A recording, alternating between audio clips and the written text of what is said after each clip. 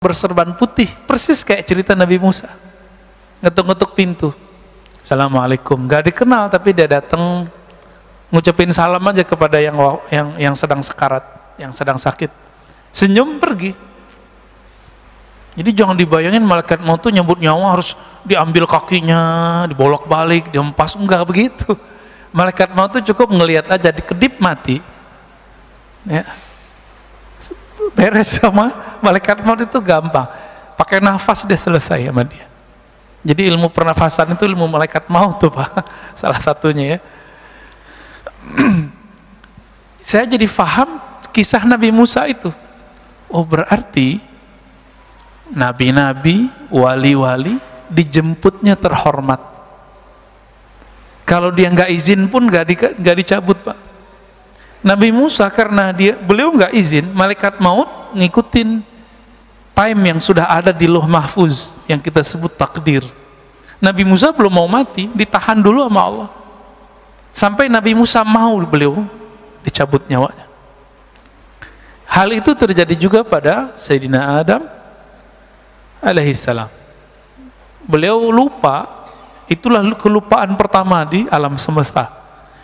Nabi Allah Adam alaihissalam waktu masih di surga, beliau ditunjukkan print takdir semua keturunan-keturunannya, termasuk kita ini udah lihat sama Nabi Adam. Jadi antum jangan merasa kita ini orang biasa-biasa aja. Nama kita sudah ada di Nabi Adam, binnya lengkap sama beliau. Ini anak saya nih, ini tanggal sekian, hari Sabtu, musim corona, dia masih ngaji gitu. Masuk Pak, dia lihat Pak. Nabi Adam melihat semuanya, beliau tertarik dengan seorang keturunannya bernama Daud alias David ya. Daud. Nabi Allah Daud alaihi salatu wassalam umurnya 30 udah mati harusnya. Lagi jadi raja, lagi sedang kuat-kuatnya. Sedangkan beliau ini untuk mencapai niat kesuksesannya harus nambah umur sekitar dari 0 sampai umur dia yang sekarang. Maka Nabi Allah Adam mengatakan, ya Rabb, ini anakku, cucuku, tujuannya belum sampai. Kalau aku berikan 30 tahun umurku, insya Allah dia sampai. Dengan izin dia, engkau, maka dia sampai. Maka Allah izinkan, diberikanlah 30 tahun umurnya. Berarti takdir bisa dirubah nggak oleh kekasih Allah dengan izin Allah. Jadi takdir itu ada takdir Lauh Mahfuz, ada takdir Rahmaniyatul Arsy. Jadi takdir Lauh Mahfuz itu takdir kudrat iradat. Sedangkan takdir yang lebih besar itu takdir Arsy. Ar-Rahman 'alal 'arsy istawa. Takdir yang ada di Lauh Mahfuz itu, ini yang kita jalani sekarang. Biasa, tapi ada takdir yang masuk kepada sifat jaiz Allah subhanahu wa ta'ala. Ini takdir yang Allah tulis di arasnya. Nah, ini beda Pak. Ar-Rahman 'alal 'arsyis tawa, Allah tulis dengan kasih sayangnya. Karena sayangnya Allah tidak terbatas, maka diberikanlah umur tambahan untuk Nabi Daud. Nabi Musa turun ke bumi, seharusnya umurnya sudah habis sekarang. Datanglah malaikat maut seperti Nabi Musa tadi. Karena Nabi Musa ini nabi intelektual juga, maka ngajak ngobrol. Kamu siapa? Saya malaikat maut. Mau ngapain? Pura-pura nggak tahu. Saya mau cabut nyawa engkau, kata Nabi Adam. Lah umur saya masih ada 30 tahun lagi. Beliau lupa sudah memberikan kepada Nabi Daud. Apa kata malaikat maut? Bukankah engkau telah memberikan kepada cucumu? Berarti Nabi Daud belum lahir sudah didapatkan umurnya. Udah dibicarakan di langit, udah dibicarakan di surga, udah dibicarakan di bumi ketika beliau diutus. Terjadi alot, pulang Pak malaikat maut, dipanjangkan lagi tuh umurnya Nabi Adam. Dan itu kelupaan pertama ya. Begitu Allah kepada kekasih-kekasihnya. Dan kekasih Allah itu masih ada sampai hari ini di bumi. Masih ada Pak hari ini di bumi. Siapa kekasih Allah di bumi? Yang Allah selalu memandangnya. Ketika orang ini masih ada, Allah biarkan bumi bergerak. La taqumu sa'ah hatta la yuqalu fil ardi Allah, Allah. Tidak terjadi kiamat, kerusakan di muka bumi sampai tidak ada lagi yang mengatakan Allah, Allah. Jadi di Lombok lagi rame, Pak. Teman-teman saya yang ahlu sunnah punya seorang tuan guru yang mengatakan ada seorang wali Allah kasih tugas jaga gunung gitu. Dianggap musyrik oleh seorang yang tidak mengerti bab ini.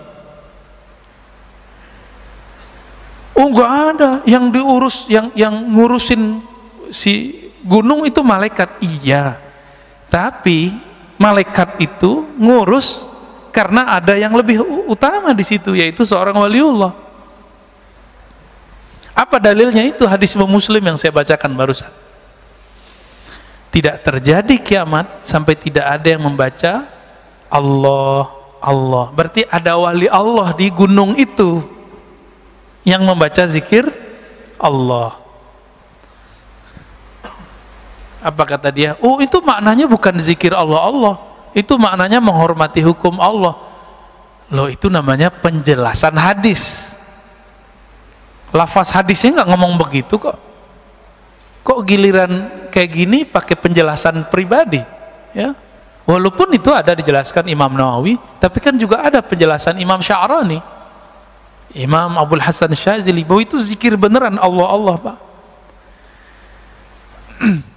Tidak terjadi kiamat sehingga tidak ada yang berkata Allah. Yang berkata itu manusia, bukan? Manusia.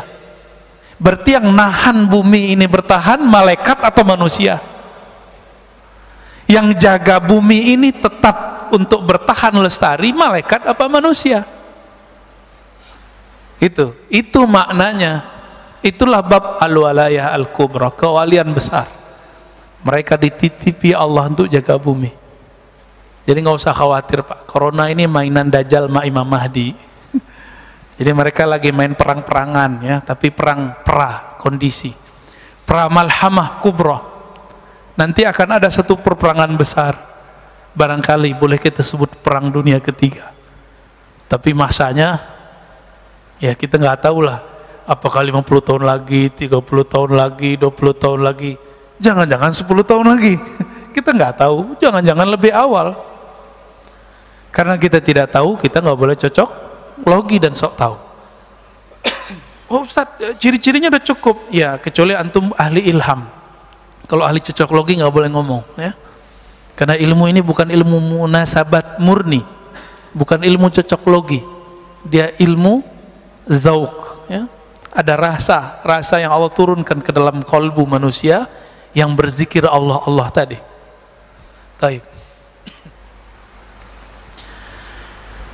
Salah satu cara Allah mengenalkan dirinya kepada hamba, Allah buat suatu skenario, diciptakan satu makhluk, lalu si hamba ketakutan.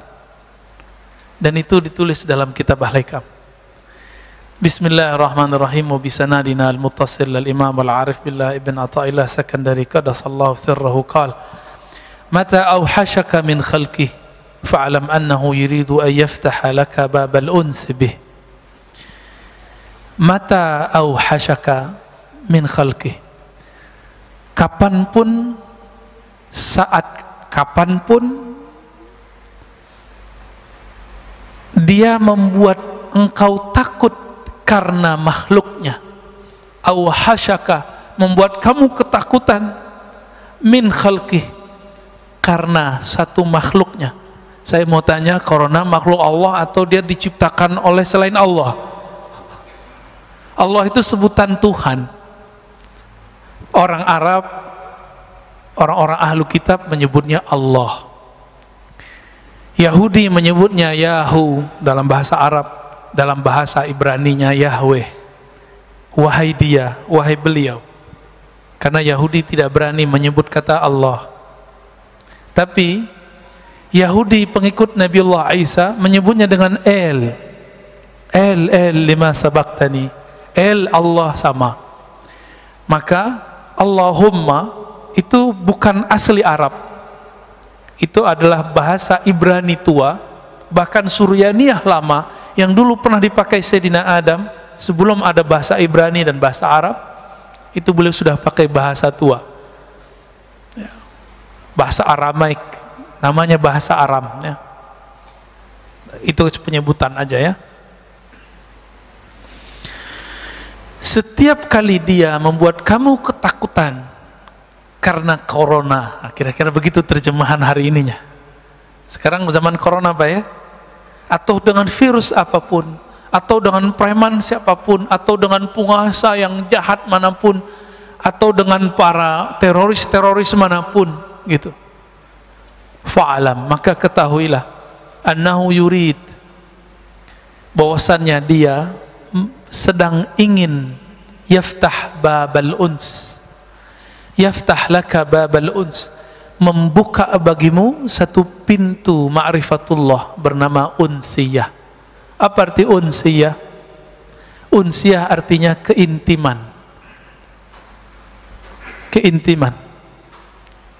Kadang-kadang orang takut dengan corona, tapi ada yang lebih berbahaya, yang lebih menakutkan. Takut karena maksiat, takut karena pernah bermaksiat.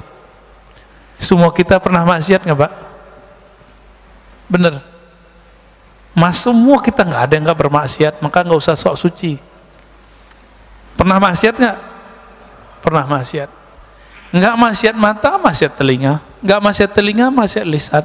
Nggak maksiat lisan, maksiat kalbu. Kalaupun kita nggak maksiat secara zahir, kita maksiat dalam batin. Ustadz saya nggak pernah iri, oke. Saya nggak pernah sombong, oke. Tapi pernah lupa nggak kepada Allah? Semua kita pernah lupa kepada Allah. Itu dosa juga Pak. Pernah merasa lebih pintar dari orang nggak? Sering tiap hari ya. Itu dosa apa namanya? Itu dosa besar loh Pak. Kiber. Itu dosa besar, bukan dosa kecil. Saya pernah diizinkan Allah mentalkin seorang ulama. Banyak, ada beberapa ulama-ulama muda, ulama senior. Itu diajak istighfar nggak ada efek. Nggak ada efek. Ayo Ustadz, ayo Pak Kiai, ayo kita istighfar. Nggak ada efek dia. Orang udah nangis-nangis semua, dia nggak nangis-nangis. Ternyata satu masalahnya, dia merasa lebih pintar dari saya. Akhirnya di dalam hati ada ilham masuk, coba ajak istighfar daripada merasa lebih pinter. Maka kita istighfar, astagfirullah, ya Allah ampuni dosaku karena aku merasa lebih pinter daripada orang lain. Langsung Mak nangis. Berarti dosa yang tidak terlihat karena merasa pinter ini lebih susah ditobatkan. Ini mohon maaf nih, yang narkoba gampang Pak tobatnya. Antum tobat, nggak ngulangin, tinggalkan komunitas, Allah terima. Pernah minum khamar, Allah gampang itu. Orang melakukan zina, gampang tobatnya. Tapi kalau dosa sombong, susah tobatnya. Antum kalau ada rasa sombong, nggak mau dengerin saya. Maka salah satu ciri-ciri orang sudah tidak sombong, dia mau dengerin orang lain. Maka kepada para ustadz, para da'i, jangan ceramah mulu, sesekali jadi mustami. Imam Ahmad mengatakan ciri-ciri orang alim itu, dia mau belajar kepada yang lebih besar, sepantaran, dan yang lebih kecil.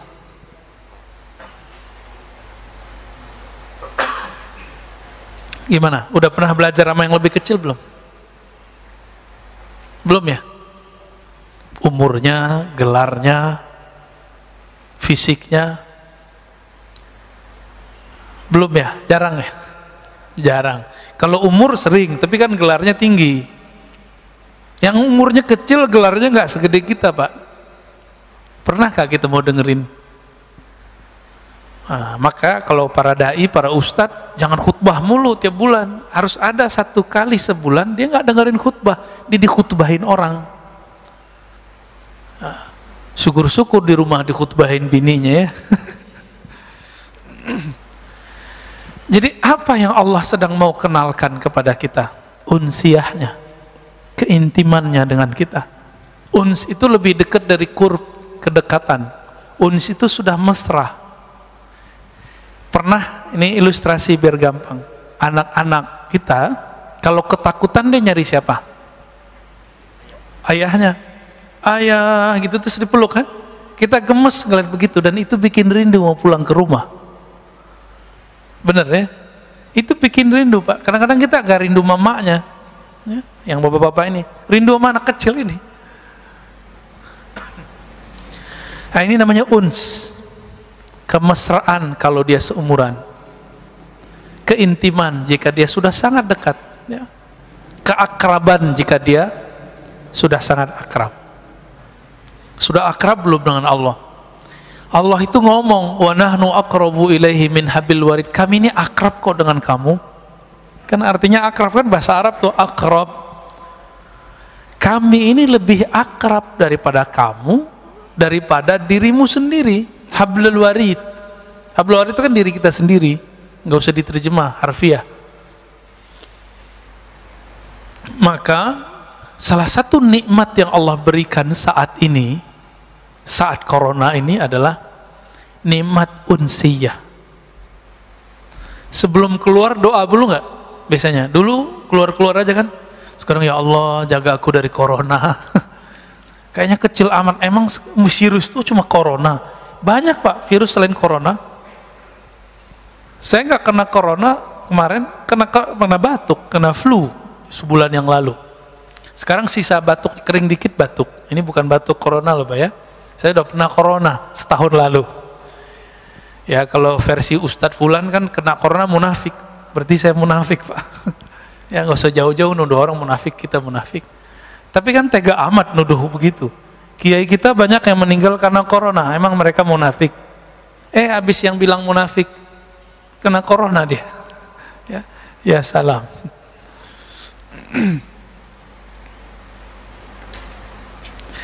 Nah, kita mundur. Khairu awqatika, sebaik-baik time yang kamu punya, waktu yang kamu punya. Jadi time itu bukan jam. Jadi sekarang 5:32, bukan itu. Itu namanya jam dinding Mbak, jam sholat. Waktu itu adalah satu nafas yang kita tarik, satu nafas yang kita keluarkan. Itu yang disebut waktu. Berarti waktu kita sebenarnya lebih berharga daripada cuma 1 detik, 2 detik itu. Apa kata beliau? Waktu kamu bernafas yang paling bagus adalah waktun tashhadu fihi wujuda faqatik. Saat-saat jika engkau melihat engkau lagi butuh kepada Allah Subhanahu wa taala. Engkau memerlukan perhatian penjagaan Allah Subhanahu wa taala. Sebelum keluar rumah berdoa, ya Allah jagalah saya. Allah itu senang tuh sama orang yang begitu. Dan itu waktu-waktu paling indah. Bapak sholat 100 rakaat tapi nggak ada rasa memerlukan perhatian Allah, membutuhkan bantuan Allah. Itu lebih baik doa yang tadi Pak. Itulah alasannya kenapa doa musafir lebih utama daripada doa-doa orang biasa. Karena orang musafir ini dia takut mati. Saya pernah kasih contoh beberapa tahun lalu di sini juga. Awal-awal naik pesawat, dari awal naik sampai turun zikir nggak putus-putus kan? Naik kedua setengah putus, naik ketiga lupa, malah nonton, main handphone. Benar ya? Kenapa? Karena kita sudah terlalu biasa. Jadi manusia begitu. Nah, doa-doa yang dulu kita baca saat kita ketakutan naik pesawat, itu doa pasti sudah dikabulkan Allah 70%. Saya sudah hitung Pak, doa-doa yang saya baca saat itu Allah udah kasih hampir semua. Tapi pas kita naik pesawat sekarang biasa aja ya. Rasa takut muncul lagi pas turbulen. Jadi kita ini takutnya tidak pernah permanen. Takutnya selalu bi asbab bil awarid, dengan sebab-sebab luar, belum permanen. Kenapa? Nama Allah belum nancap di dalam kolbu. Jadi kita takutnya kepada Allah masih karena faktor-faktor dari luar, belum karena kenal kepada Allah. Orang ini belum disebut arif billah, belum disebut kenal kepada Allah, ya. Baru disebut takwa, dia takut kepada Allah. Jadi waktu kamu terbaik, waktu kita terbaik yang Allah lihat, di saat kolbu ini merasa butuh kepada ampunan Allah, bantuan Allah, wa turaddu fihi ila wujudi dhillatik.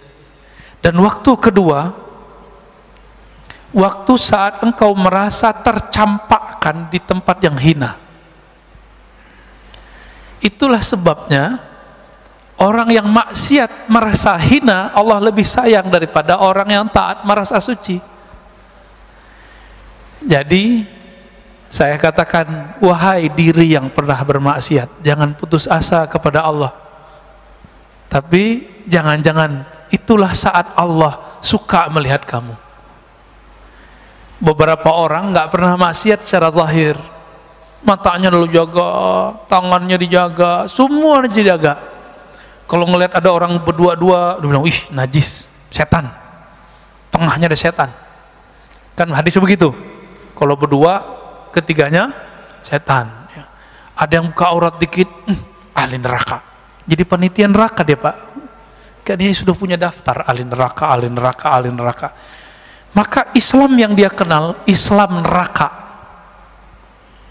Ini orang begini ini berbahaya, Pak. Sangat-sangat berbahaya.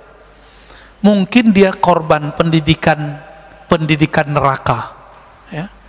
Dulu waktu kecilnya orang tuanya bilang sholat, kalau nggak sholat neraka. Nah, digituin dulu kali sama orang tuanya.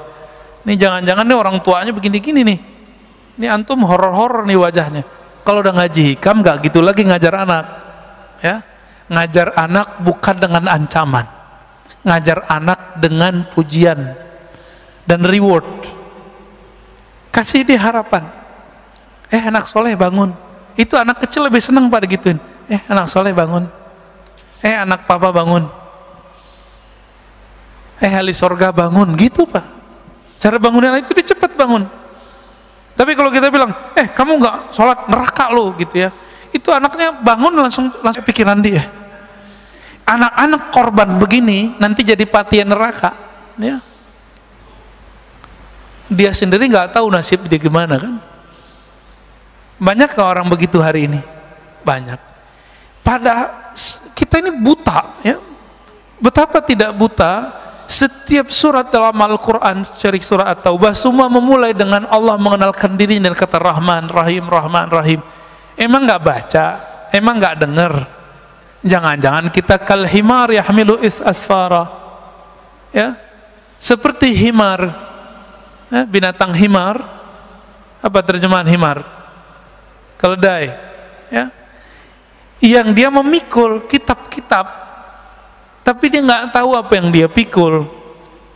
Jangan-jangan begitu. Baca Quran, makanya, ini mohon maaf loh Pak ya, ini ngajinya agak beda. Saya itu nggak ngajak orang khataman Quran banyak-banyak seperti Imam Syafi'i. Kan kalau Imam Syafi'i baca Quran ngerti, maka beliau emang afdolnya baca Quran banyak-banyak. Selama 4 tahun di Mesir, beliau khatam 4.000 kali. Itu setahun 1.000. Coba bagi sebulan berapa kali itu? Antum hitung sendiri ya. Capean ngitungnya. Ini dari kemarin, dari kecil sampai sekarang, kalau kita hitung itu khataman, kita nggak nyampe Pak. Kita didoktrin kurang sempurna. Doktrinnya sudah oke, tapi kurang sempurna. Habis baca Quran, belajar Quran, khataman, berhenti ngaji Quran. Seharusnya langsung masuk ke ngaji makna Quran. Dulu waktu saya masih MTSN, SMP, selesai khataman, saya belajar ke kampung di seberang. Jadi kita ada 20 menit ke sana. Saya ketemu seorang buya, seorang ulama, dia ngajarin terjemahan Quran. Setiap Rabu malam Kamis kita belajar nerjemah. Karena keberkahan itulah saya bisa baca kitab sekarang, ya. Padahal nggak nyantri seperti teman-teman pesantren, ya.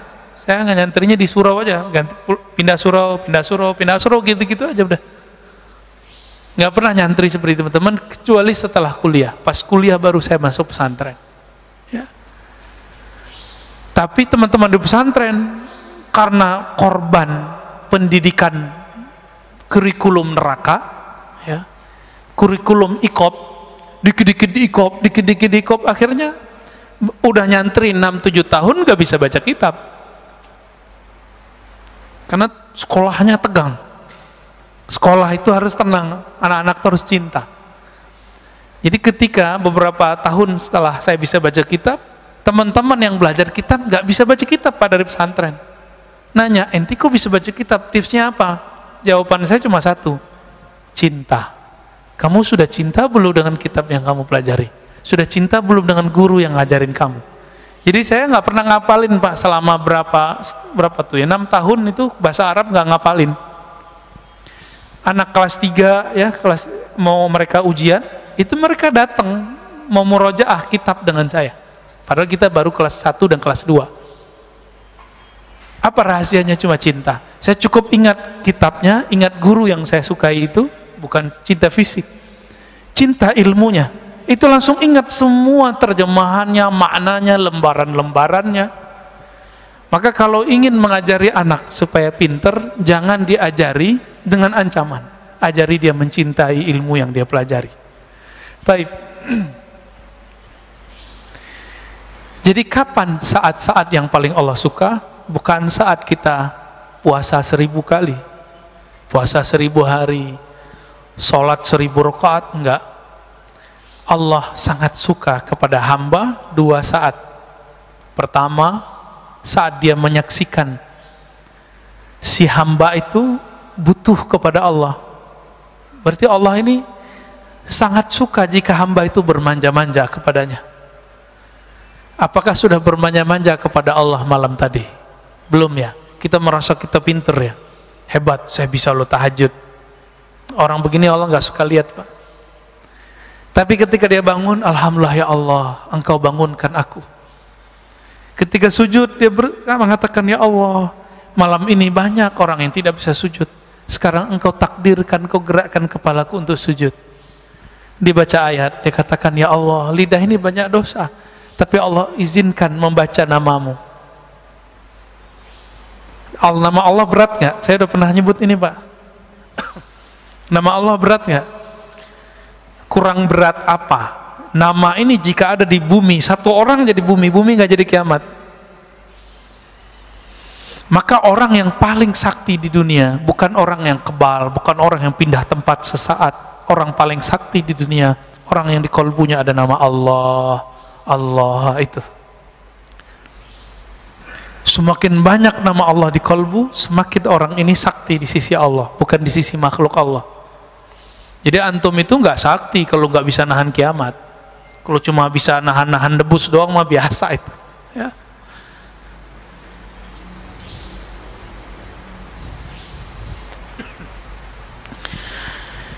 Lalu apa gelaran orang? Gelar orang yang merasakan 2 hal ini.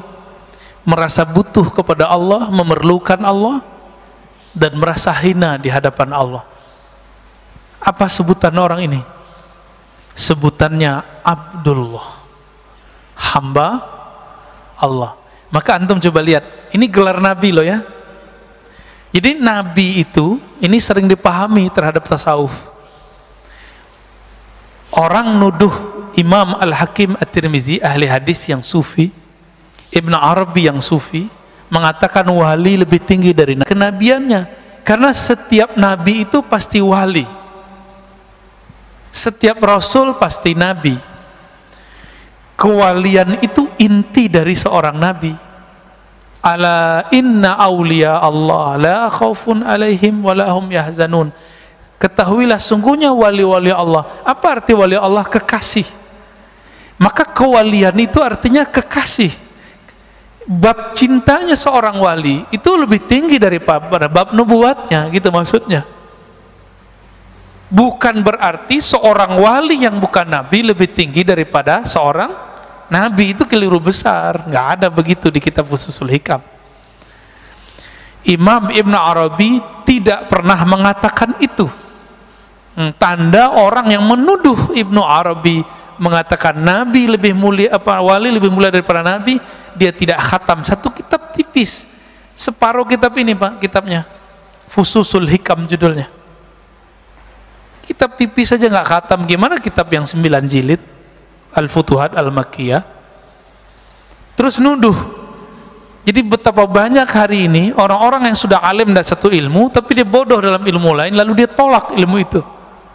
Dan itu sudah ada sejak zaman dahulu. Maka kemarin kita ngaji dengan beberapa komunitas teman-teman kita, ngaji kitab judulnya Risalah Al-Laduniyah karya Al-Imam Hujjatul Islam Abu Hamid Al-Ghazali.